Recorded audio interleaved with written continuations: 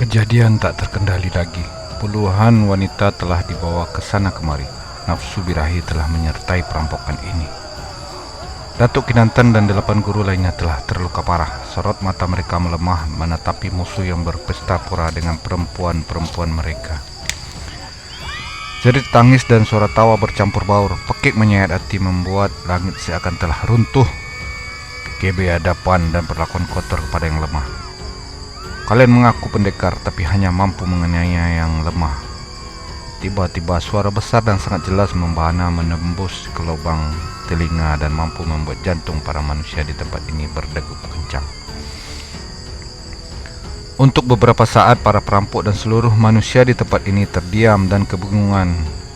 Pengaruh suara yang menyakitkan kepala ini membuat segalanya terhenti. "Setan alas kucing kurap!" Datuk Simo tak mau kehilangan buruannya yang telah tak tertutup benang sehelai pun. Dengan memanggul tubuh gadis tersebut, ia mendatangi sumber suara. Baru saja Datuk Simo melesat menuju tujuannya, sosok yang tiba-tiba hadir tersebut juga melesat dengan cepat. Plak, puk. Datuk Simo terpental, tubuh dalam panggulannya direbut dengan mudah oleh sosok misterius tersebut.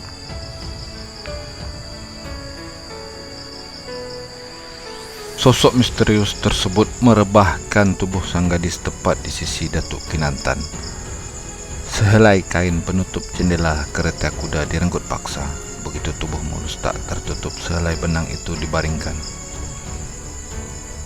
Sosok misterius yang hanya terlihat punggungnya tersebut serta-merta menutup tubuh sang gadis dengan kain ala kadarnya tersebut.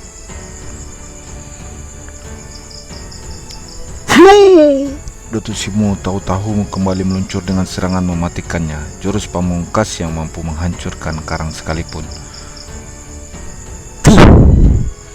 Datuk Simo kembali terpental begitu dua cakar tangannya membentur telapak tangan sosok misterius. Kini sosok misterius tersebut telah begitu nyata. Dalam keremangan pelita yang masih tertancap, jelas terlihat sosok pemuda gagah dengan sorot mata sayu berambut panjang sebahu tersebut.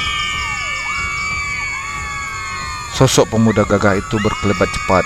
Ia melepaskan pukulan dan totokan ke arah para perampok yang kembali sibuk melakukan perbuatan kotornya. Kecepatannya bukan main. Tiada satupun perampok yang sempat melampiaskan hasratnya yang telah sampai ke ubun-ubun.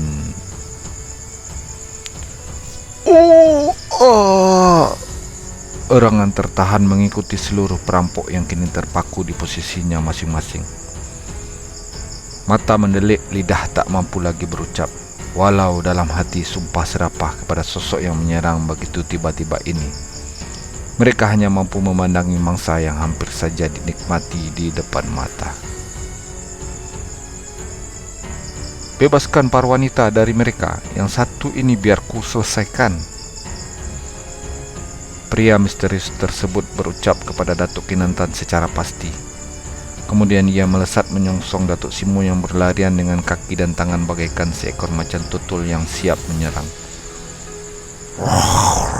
Datuk Simo menerkam dengan dua tangan lurus di udara, sementara dua kaki sedikit ditekuk ke depan. Pria misterius tersebut melesat dengan satu tangan mengarahkan tinjunya tepat ke arah lambung Datuk Simo. Keduanya sama-sama di udara. Perhitungan Datuk Simo terlalu sembrono. Puk! Puk! Tubuh Datuk Simo mencelat tinggi setelah terkena pukulan tinju sang pendekar. Andai saja bukanlah seorang pendekar sekelas Datuk Simo yang terkena pukulan tersebut, tentu ia telah tewas dengan perut hancur. Pria misterius itu kembali melesat untuk menyambut tubuh Datuk Simo yang meluncur jatuh. Dalam keadaan terluka cukup parah, Datuk Simo berjumpalitan di udara, kemudian melakukan gerakan guling. Kali ini Datuk Simo cukup beruntung, karena ia mampu menghindari dari maut yang datang. Pria misterius tersebut menghantam tempat kosong. Saking kuatnya tenaga sakti yang ia kerahkan, angin pukulannya terlihat seperti asap putih yang mengarah ke angkasa. Datuk Simo memanfaatkan detik-detik tersebut untuk lari dan meninggalkan begitu saja anak buahnya. Saat ini yang terjadi lebih kacau lagi. Para wanita dengan pakaian compang-camping mengamuk menghajar para perampok dengan senjata yang mereka dapatkan dari para pria yang telah tewas.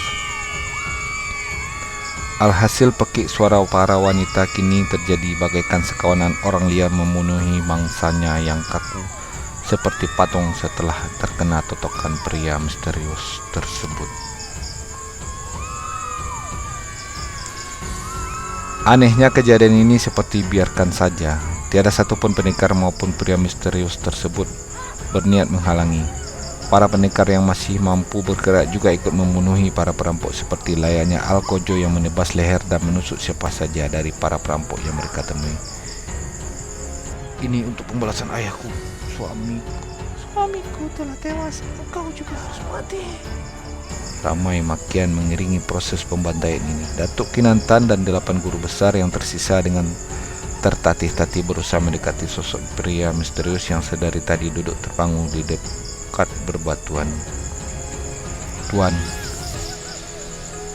Tuan, kami mengaturkan terima kasih atas pertolonganmu. Datuk Kinantan bersikap hormat dengan merapatkan 2 telapak tangan di atas dahi dengan posisi wajah sedikit menunduk.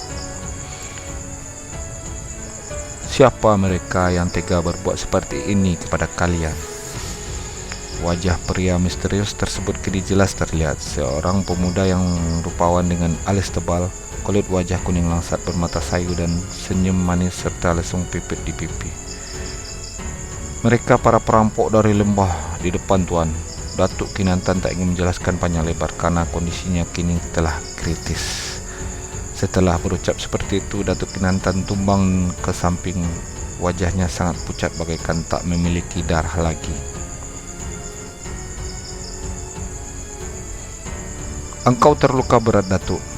Datuk Kinantan tak sadarkan diri sebelum mengetahui siapa penolong mereka. Bawakan aku penerangan, pemuda misterius ini berkata dengan meraih sesuatu benda dari balik bajunya. 2 obor kini menerangi. Luka pada lambung Datuk Kinantan teramat parah. Darah segar terus menetes walau sedikit.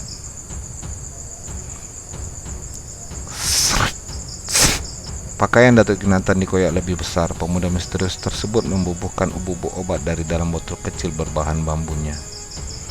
Sungguh ajaib. Seketika daging pada luka Datuk Kinantan berubah putih. Untuk beberapa saat luka tersebut kembali menutup dengan rapinya. Datuk Kinantan menggigil, sepertinya kuku-kuku tajam para perampok mengandung racun berbahaya. Pemuda tersebut mengalirkan hawa sakti pada tubuh Datuk Kinantan untuk sekian lamanya. Dengan diiringi rona wajah yang mulai memerah, Datuk Kinantan tersadar dan memuntahkan darah kental kehitaman.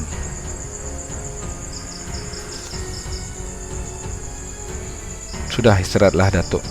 Pemuda misterius tersebut tak banyak berucap. Ia memberi tanda agar yang terluka cepat dibawa ke tempat ini. Fajar menyingsing, mentari pagi mulai menampakkan kegagahannya. Pria terakhir dari pengungsi telah berhasil diselamatkan. Pemuda misterius tersebut menyeka keringat di wajahnya. Untuk mengobati luka-luka yang mungkin ia tak perlu mengeluarkan tenaga sakti. Namun untuk mengeluarkan racun dari luka tersebut, ia berjibaku dengan mengalirkan energi sakti kepada para pengungsi yang terluka. 20 pria bisa selamat dari maut. Setidaknya 85 orang dari pengungsi tewas dan tak tertolong lagi.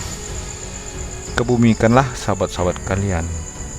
Para perampok tersebut biarlah menjadi santapan binatang buas karena kekejamannya. Yang berucap adalah Datuk Pitopang, seorang guru besar yang selalu bertindak menjadi wakil Datuk Kinantan.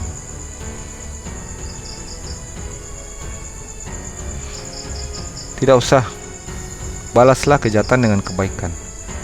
Kebumikan mereka dalam satu lubang besar. Pemuda misterius tersebut berucap dengan wajah tenangnya. Datuk Pitopang dan yang lain tak berani membantah.